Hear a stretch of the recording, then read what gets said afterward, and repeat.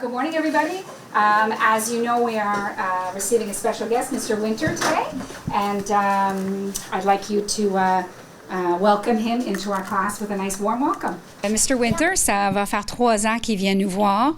Quand j'étais jeune, moi, je viens d'un coin anglophone, et dans nos écoles, nous, on recevait des vétérans souvent. Donc, moi, je trouvais que c'était quelque chose que je voulais partager avec mes élèves. Tout le monde est souriant, c'est bien. Everybody will be happy today? Yeah, that's fine.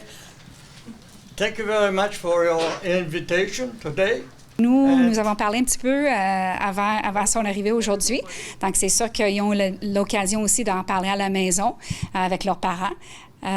Qui rendent le sujet aussi plus facile à l'école aujourd'hui avec Mr. Winter. Donc, c'est un peu ça. C'est ce qu'ils voient aussi dans leur manuel en histoire. Okay. Donc, je trouve que c'est une autre approche qui est plus réaliste de recevoir un vétéran dans leur classe. I will present I'm Harold Winter.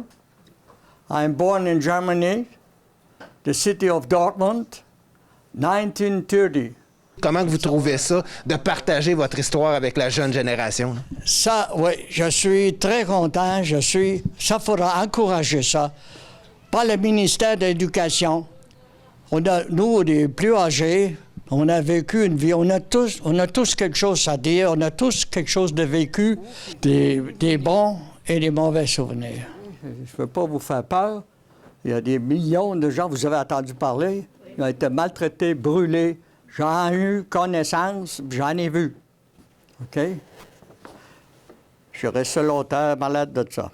On ne peut pas oublier qu'est-ce qui est arrivé. C'est impossible. Alors, il faut... se rappeler. Et puis penser et vivre en conséquence pour... Moi, je reviens toujours à la démocratie, la liberté, que c'est tellement important. Tout vient d'être là. Nous avons été harcelés par les membres du parti, et ceci parce que nous n'avions pas la carte de membre du parti. Vous savez, Hitler, probablement vous avez déjà entendu le nom, il y a une dictature. Alors, vous êtes avec, ça va. Si vous n'êtes pas avec, ça va mal.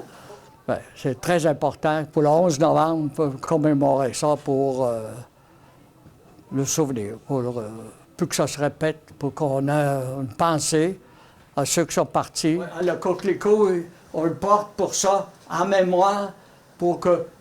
Il y a aussi vos pères ou vos parents, vos oncles, tout ça, ils ont combattu pour la liberté. Ils sont allés de l'autre côté, justement, pour combattre le fascisme.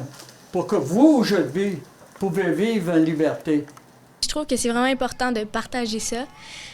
Sinon, c'était vraiment intéressant pour ce qui est à part du coquelicot puis tout, là. J'ai vraiment appris, puis je pense qu'on a eu un immense privilège d'avoir pris le temps de l'écouter. Comment vous trouvez ça, de partager votre histoire avec la jeune génération? Ça, oui, je suis très content pour que les jeunes ils apprennent aussi, qu'ils touchent un peu à l'histoire. Très important. L'histoire d'un pays ou des pays, parce que quand on sait où qu'on vient, on sait où qu'on va, on peut se comparer un peu. Comment qu'on va avancer, progresser dans notre vie. Je connaissais un petit peu des choses qu'il nous disait, mais j'ai beaucoup appris de ce qu'il nous parlait. Qu'est-ce qui se passe une fois la conférence terminée? Mais c'est sûr et certain qu'on va réinvestir dans la matière en histoire et aussi également en anglais. Puis on va souligner la journée le 11 novembre avec nos élèves ici à l'école. Des fois, ça se perd, les souvenirs. Il faut toujours mettre en mémoire et puis stimuler la mémoire c'est quand même tellement important parce que des gars qui sont allés de l'autre côté, ils ne sont pas allés par intérêt personnel. Ils sont allés là pour intérêt, la nation, là pour... bon. Ils ont tué, juste un poste de police, là, 30 000 personnes. 30 000. C'est très concret. Et moi, comme je suis une enseignante en anglais intensif aussi, ils ont l'occasion d'apprendre un petit peu en anglais et en français en même temps. Encore, on parle en anglais après. Pas de questions? Est-ce que vous avez déjà vu Adolf Hitler en personne? Non. Lui, quand il voyageait, là, il y avait toujours un sosie où il était déjà bien gardé, là. Il n'était pas approchable parce qu'il y a eu beaucoup d'attentats contre lui. C'est le fun parce que ça nous fait apprendre des choses sur le passé. Puis, on peut savoir c'est quoi qui s'est passé à la guerre et toutes les choses qu'il a vécues. Vous avez la chance que vous vivez dans une démocratie, vous êtes libre. Puis moi aussi, je suis content de vous dire la chance que vous avez.